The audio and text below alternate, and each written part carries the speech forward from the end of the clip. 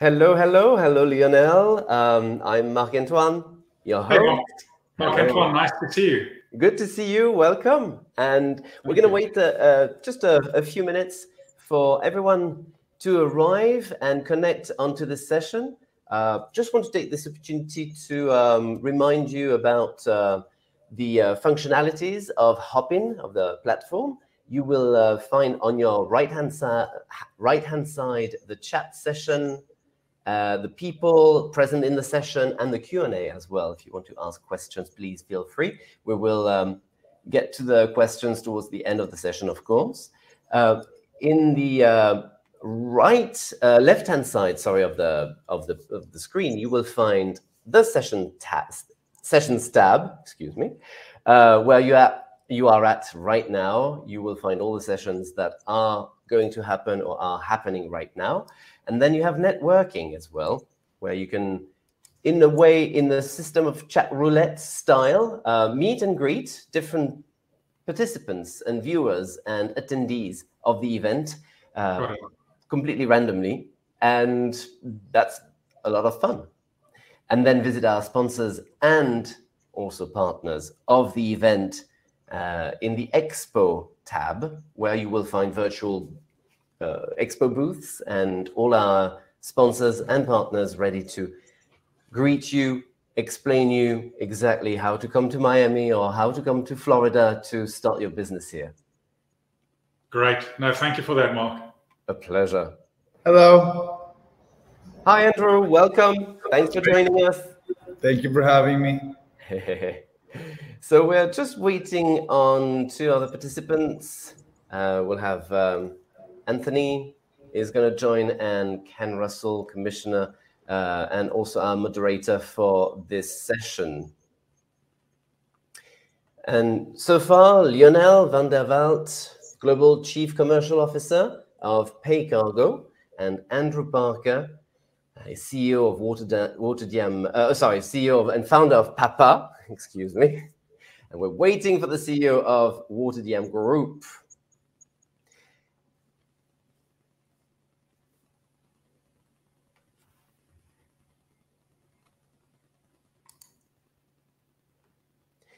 This session will be about the Miami tech opportunity and strategy, the Miami's top success stories over the past 10 years. This is really around Miami, and that's why we are called Miami Live. Even if we tackle all Florida, we are based in South Florida and really fight for Miami as a tech hub of top tier tech hub of the Americas.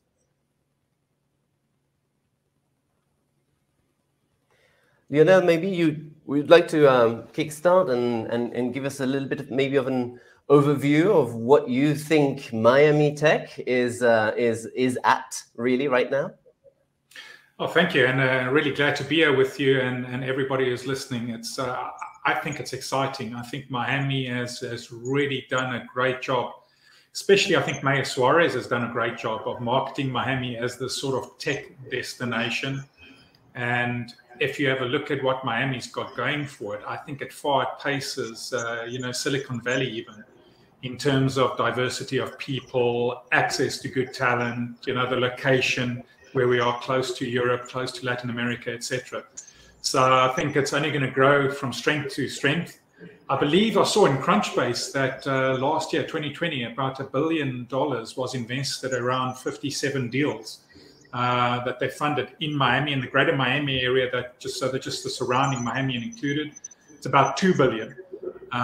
But I think you're going to see that rapidly escalate as you're seeing this sort of business-friendly environment that we have here. Fantastic. Andrew, maybe your point of view on where Miami's tech hub is at the moment? Yeah, I mean, it's been amazing to be part of. Papa, my company, started in 2018. At the time, the tech scene was much smaller, and I was part of it, prior to that as well. It's just amazing to see the progress. Unfortunately, the reason a lot of this is happening is negative from COVID, obviously. But I think I've always been long on Miami. I grew up in South Florida, and I did move to San Francisco at one point for an incubator program our company was part of for about 6 months, and spent every day deciding whether or not I should stay in the West or come back East, and made a conscious decision to come here prior to COVID. And it's just nice that people are finally realizing something that I think many of us have realized for a long time. It's a diverse group of people. It's a beautiful weather, a lot of talent here. Obviously, there's tax benefits, which I never personally felt because I've been here forever. So the differences were very minimal, but it sounds nice. And it's amazing. I think, the world has opened. I don't think there's ever been such a big movement from, to one place in the history, maybe ever, at least in the modern history. So it's interesting to see the progress, and I'm proud to be part of it. I'm glad you guys are doing it too. So let's keep going. Thanks so much. Yeah, brilliant. I'm very happy to welcome City of Miami Commissioner Ken Russell. Hello, Commissioner. Thank you for joining us. Bonjour, ça va bien? Bonjour. Je ne parle pas beaucoup de français, so we will be doing this in English. Thank you. Yes. That's it. That's all I got. You're well beyond my talent already. C'est parfait. Thank you very much. We were just a little bit chatting about about Miami as a tech hub. Where is that at the moment? We heard Mayor Francis Suarez is a very big fan of Miami and Miami hub for tech. What's your take on it, Commissioner?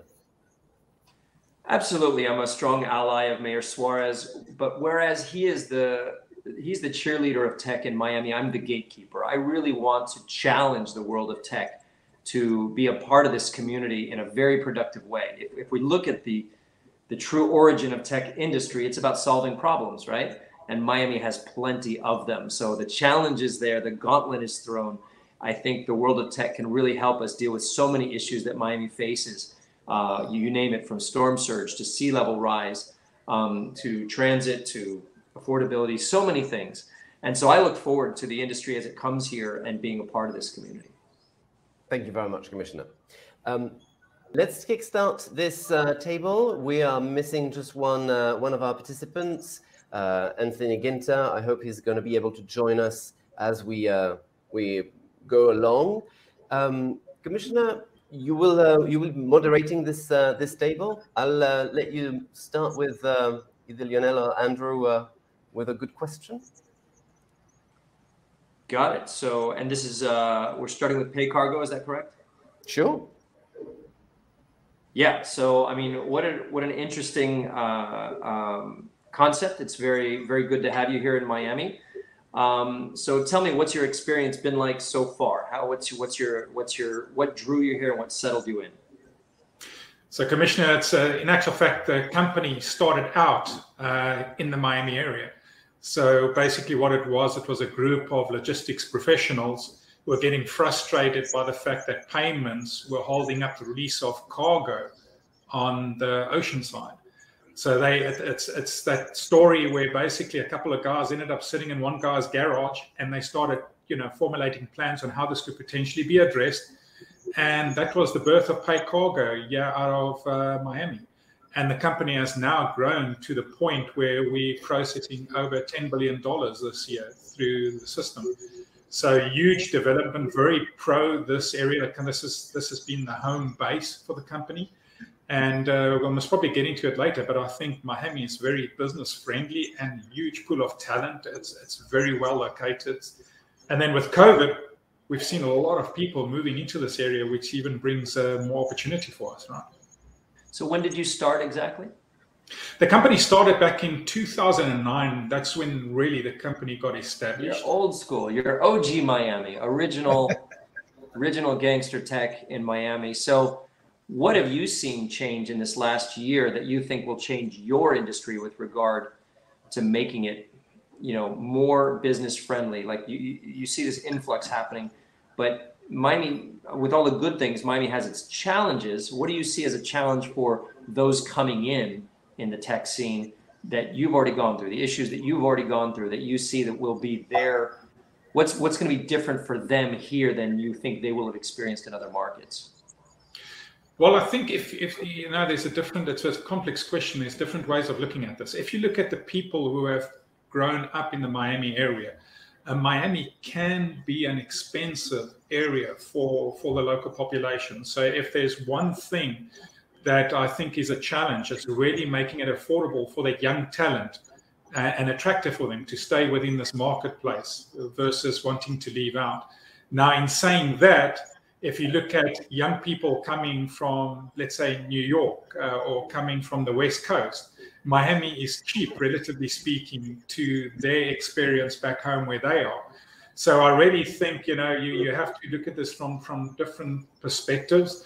The other thing that I think that's really, really great about Miami, where we've got a head start against other areas, is that Miami is very diverse.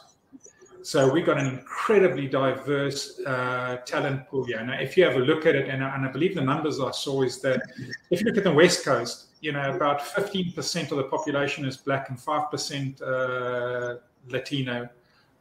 Where if you look at Miami, it's 15 and 70%.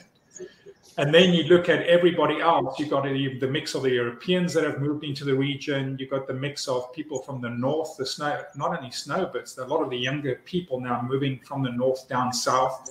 So all of that, I think, is a huge opportunity.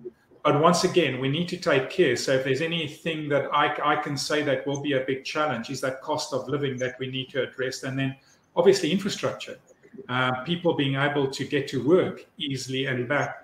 We are talking about more remote working, but there is still a lot of people that need to travel in and out, and that is difficult at times. We do not have the public transportation that you see in some other areas, which will be great. Yeah.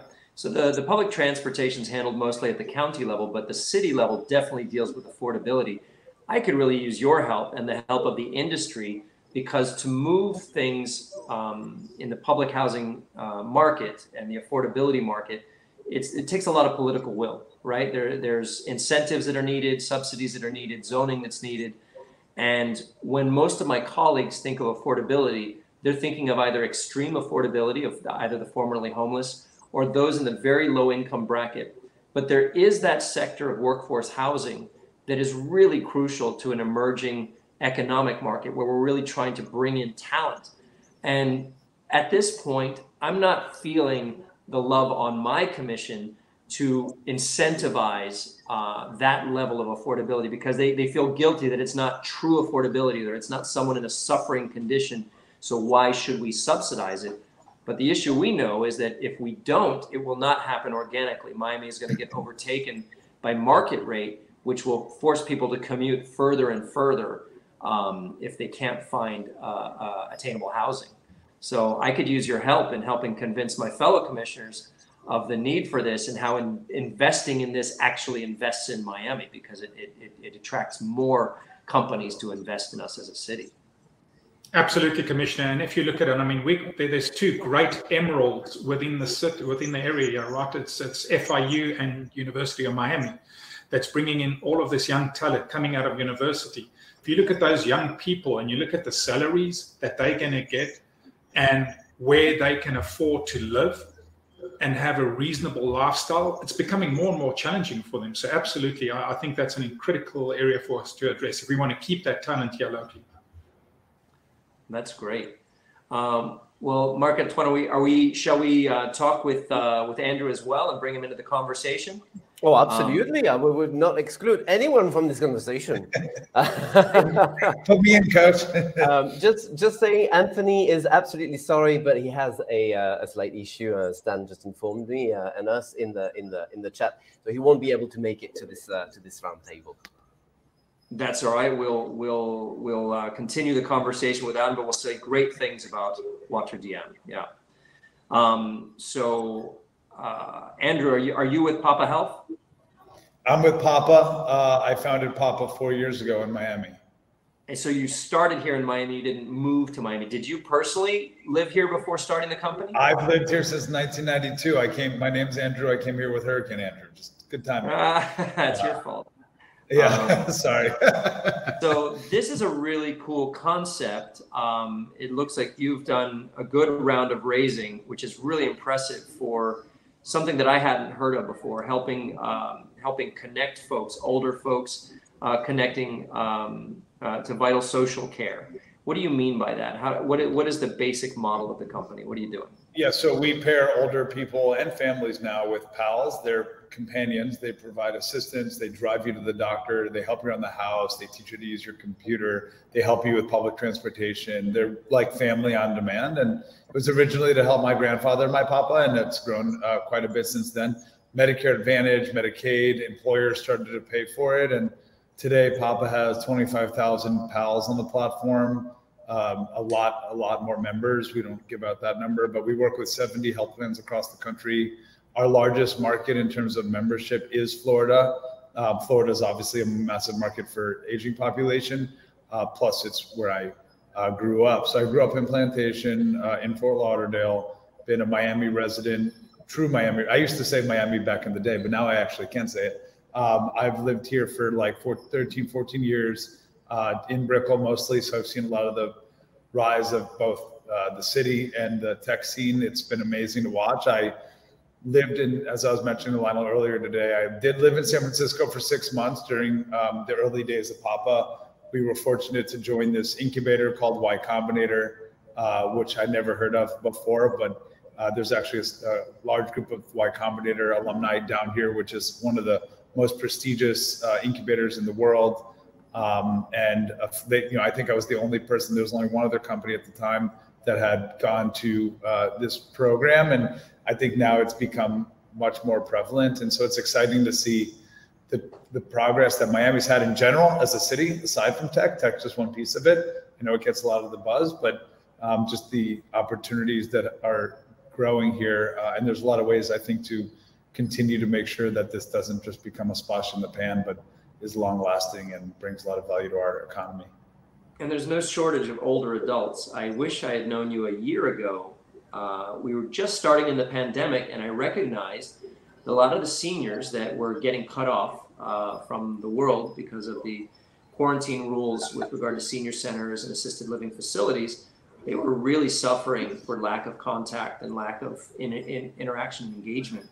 And I created a program called the Heart's Passion Project, where I just found a friend of mine who was an art therapist. And we started getting the schools together, children's schools, mostly elementary, where kids would draw art, and we would pair them with an actual senior in one of the senior centers. The logistics of trying to figure that out on a Google Doc was killing me. All right. Yeah. I would have loved to the Papa platform. But funny enough, through the process, I've got a few thousand seniors that I have contact with, either through email or through their facilities, who are ready to interact in one way or another. They were so thankful to receive the art. The press picked it up, but it just shows you that there is a need there that's to be fulfilled. And obviously, you're providing much more integrated services for them that are much needed. Well, we're really just trying to take what you did and scale it at a massive pace. But all right, to be frank, we started off with Papa in a similar way, Google Sheets and hacks of sorts, and now it's a robust tech platform. Many of our engineers who build the product do live in Miami, though we also have engineers across the country. The one thing I would state that we can do better in the city is just try to encourage more engineering talent and product talent and tech talent. I'm not an engineer by trade. I'm more of a salesperson. Obviously, I've retired from that a bit, but it would be nice, I think, if Miami was able to encourage more talent that could build products, like software and technology to help build kind of lasting tech companies.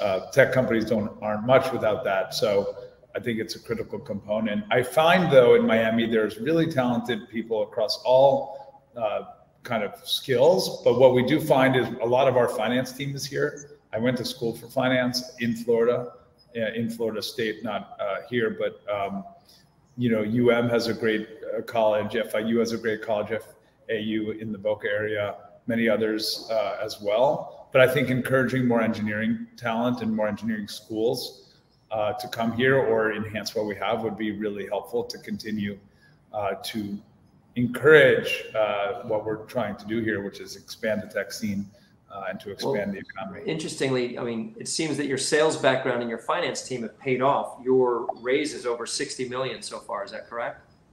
Well, actually, we just recently raised more money about a couple of weeks ago. We did $150 million in addition to that.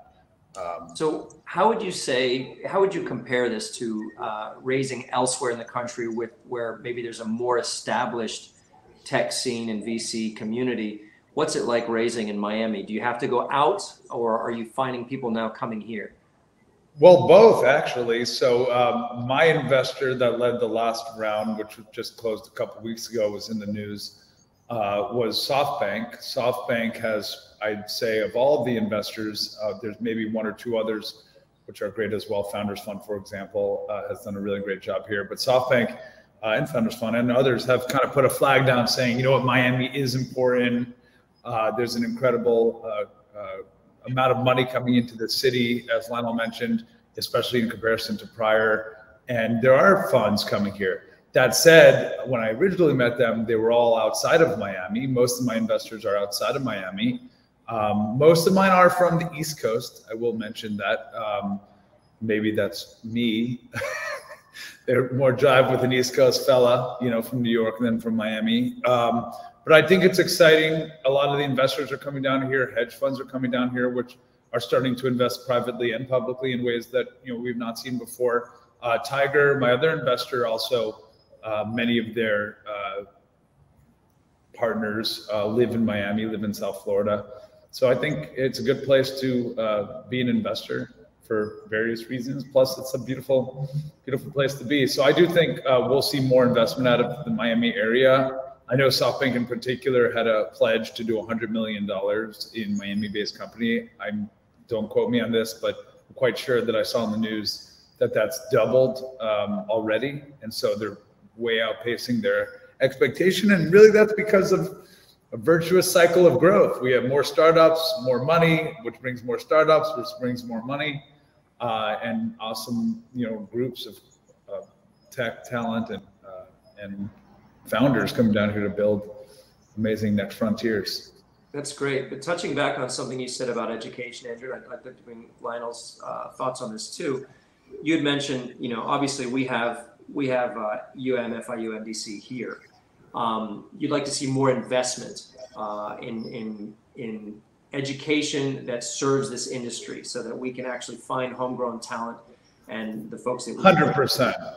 So what's missing? I know we have great institutions, but I'm asking both of you, what sort of classes and degrees service the level of employee that you're seeking, the bulk of the employee, not just the executive level, but the workforce that you'll need to carry on.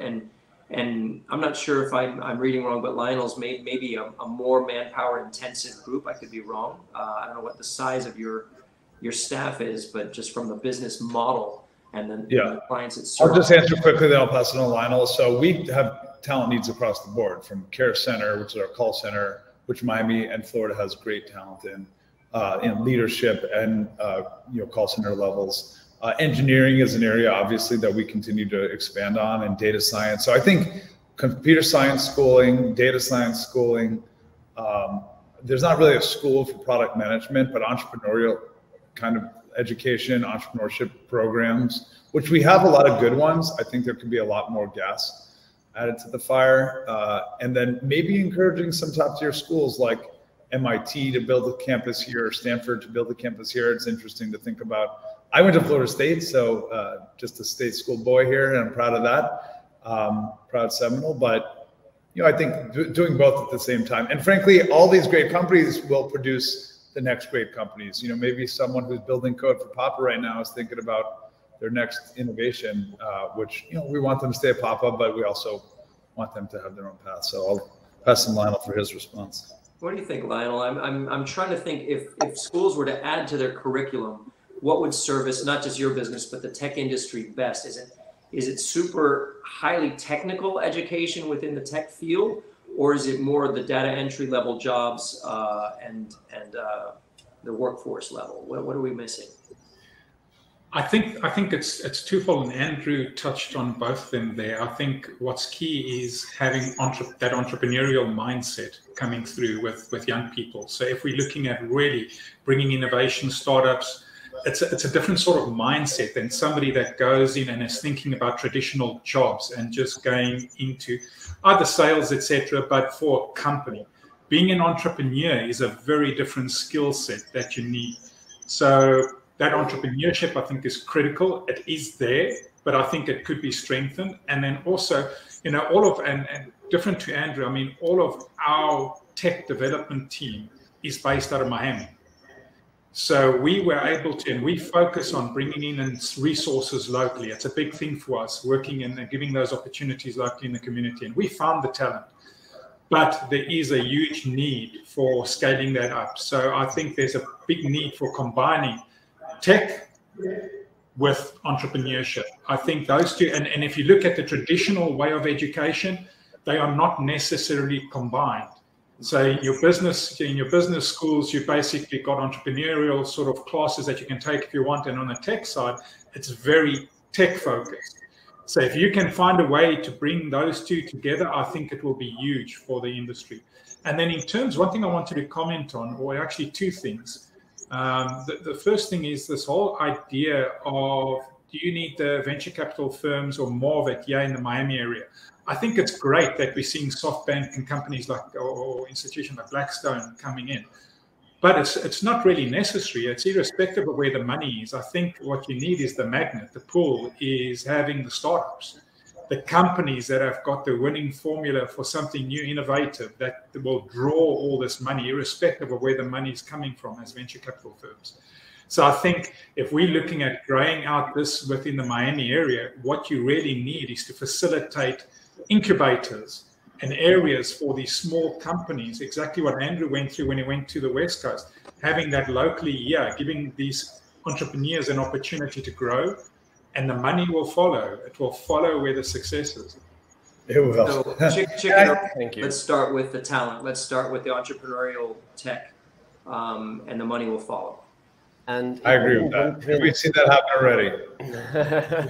that tackles the question from Stan that we have in the chat, and I really love that. We have 2 minutes left. There's a question that is quite interesting from Chris on the subject of encouraging more tech education in Miami, developers, network, engineers, etc.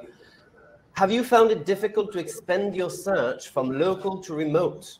He's found that the candidates have more power in this inflated tech market. Candidates have crazy power. The shift has, I remember trying to get a job was not easy for me at all. It was terrible, actually. I applied to 400 companies, and my girlfriend, for example, is looking for a job, and just the world's completely different.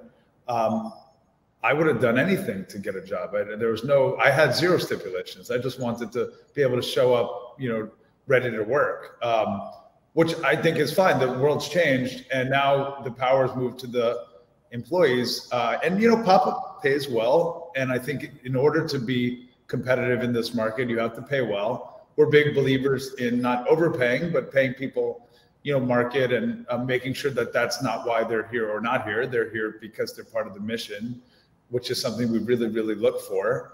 We provide companionship, so it's pretty instilled into what we do as an everyday group of people. So I think it's been different, but that's why you raise venture capitals, to be able to bring in the right talent. I think there is some overstepping that occurs, and then maybe those aren't the right people. But and finally, what percentage are both of you in terms of remote versus in person for your employees? We are fully hybrid, whatever you want to do. I'm in the office right now. Maybe like 10 people are here. We have 500 employees, though, if that gives you context. We do have vaccination requirements at the office, just to be safe, but you could work wherever you want. We probably have about 180 people within the greater Miami area. The rest are spread across the country. But when we do events, and we're doing a Pop-Up-Palooza coming up, we'll have everyone here. So it's a place to be versus a place to go every day. How about you, Mark? What percentage of your staff is in person versus virtual? So two answers that I want to give you there. So first of all, if you look at most of our staff are in office. And it's just for us, it's something that our staff wanted, as well as what we think works best for the company. We take all of the necessary precautions, but what we found is a lot of our team was lacking, especially with COVID, where they were so isolated. They were really, really looking for opportunities where they can get together and have that social element of interacting with other team members. So that's a big part of it. We also obviously got remote teams. We're not a big company. We got about 100 people that we're working towards this year in the company. We're a tech company, so we focus on being very lean and agile as a company. One of the things, for me that's also important here is you mentioned about salaries and the staff having more power. I take a balanced view on that. I think if you've got a company and your company has really got a great vision and is really doing something good in the broader industry, talent wants to come, they want to be with you. So it balances out some of what you're talking about. So making your company a great place to be and work, as well as giving back into the community, all those sort of aspects ties into making it attractive, especially for the next generation. I mean, the questions that we see in interviews is not, normally in an interview in the old days, you were asking the questions and the new talent coming in, they were just answering, right? Now they're asking you, how sustainable is your company? How's your company giving back? And I think a lot of the younger generation, yes, they want a reasonable income to be able to have a good standard of life and living, but they also want to work for companies that they believe in. So, Andrew, I mean, your tagline of family on demand, I can only imagine that must be such a great tagline for capturing talent into your company. Yeah, it's the same. We have been getting the best talent ever. I'm sure you do. That's great. Guys, we have to wrap it up, and I really want to say merci beaucoup à tout le monde. Thank you so much for this opportunity. My name is Ken Russell. For a personal plug, I'm running for the United States Senate as a very business tech-friendly person looking to solve Florida's problems. You can check me out at kenrussellforflorida.com. That's me. Thank you, guys. Thank you so much. Thank you. I'm going out for my second round of fundraising, by the way. Yeah. Cool. Hey, if you want any help with fundraising, I know a guy. I'll talk to you guys soon. Thank you so much. Thank you, Andrew. Thank you. I invite Congratulations. you to talk and chat more in the People's tab if you want to connect with Lionel and Andrew or Ken. And right now, please disconnect from this chat, from this session, and connect onto the next session, which is about the Miami Tech Opportunity and Strategy from Silicon Valley to Miami. I'll see you there. Thank you, Commissioner.